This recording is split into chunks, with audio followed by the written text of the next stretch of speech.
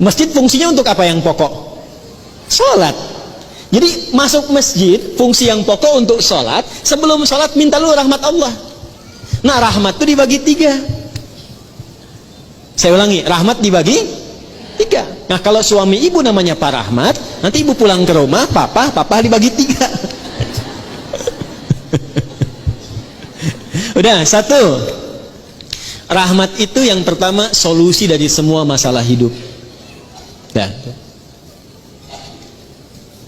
Jadi kalau ibu sholatnya membawa motivasi itu, nanti ke bawah enak sholatnya.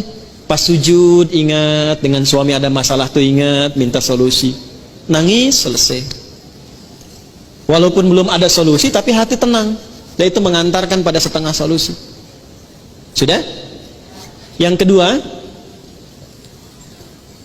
pelan-pelan, ampunan dari dosa. Ampunan dari dosa. Nah, di antara fungsi sholat yang paling pokok itu menggugurkan dosa-dosa. Makanya Allah ingin dari pagi ke siang ada dosa, gugur dosanya. Dari siang ke sore ada dosa, gugur dosanya. Makanya ketika diwafatkan dosanya sudah hilang, tinggal pulang dalam keadaan bersih, digambarkan dengan kain kafan yang putih. Nah itu fungsi sholat. Cuma apakah setiap orang sholat ada yang ingat dosa atau tidak, itu poinnya. Makanya tadi kalau dia sholat mengingat maksiatnya, gugur maksiat, nggak akan maksiat lagi, nggak akan maksiat lagi. Ya, dan banyak orang ketika sujud itu justru pulangnya dalam keadaan mulia. Betapa banyak pelaku dosa besar, justru cara pulangnya itu lewat sholat. Lewat sholat. Ada yang sujud, nggak bangun lagi. Insya Allah. Pengen begitu? Nanti zuhur ya, kan sekarang masih ada waktu tuh. Ada yang begitu tuh. Ya. Dan itu luar biasa indah. Ya, saya kan pernah cerita di sini juga kan. Ada seorang kakek, ini bukan ustadz bu. Saya ketemu orangnya. Itu orang sederhana, mungkin viral di langit tapi mungkin tak dikenal di dunia.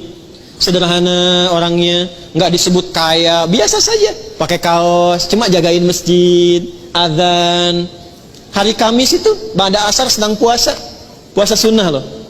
Di masjid nunggu buka. Cuman tiduran, merem-melek tuh. Diwafatkan di tempat yang beliau mengabdi, di masjid, dalam keadaan puasa. Ba'da asar menjelang maghrib, wafatnya cuman tiduran, merem-melek, ngantuk, meninggal. Hati-hati tuh belakang tuh, merem-melek.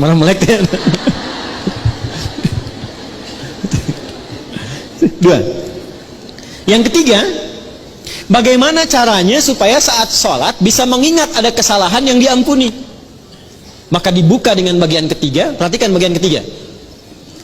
Sudah? Yang pertama tadi apa? Solusi. Berarti jawaban dari doa kan? Yang kedua apa? Ampunan. Yang ketiga, rahmat itu dalam bentuk husnul khatimah. Bentuknya apa? Husnul khatimah. Kalau sudah bicara husnul khatimah artinya ingat wafat. Ingat apa? Karena itulah Nabi mengajarkan pada setiap imam saat akan mengimami, berbalik dulu kepada makmum menyampaikan kalimat ini. Para jamaah, kita akan sholat. Mohon hadirkan kehusyuan dan rasakan dalam sholat ini, mungkin ini sholat terakhir yang kita tunaikan dan boleh jadi kita akan wafat dalam sujud kita. Itu sunnah. Bahasa Arabnya, sallu salatan muwaddah. Jamaah, jadikan sholat ini sebagai sholat perpisahan kita untuk bertemu dengan Allah subhanahu wa ta'ala. Pernah nggak merasakan begitu? Nah makanya imam tidak harus pakai bahasa Arab, karena ini bahasa yang boleh disampaikan dengan bahasa Indonesia. Rapatkan saf, luruskan. Paham tidak? Istau, paham? Tidak, makanya dijawab sudah tahu gitu kan.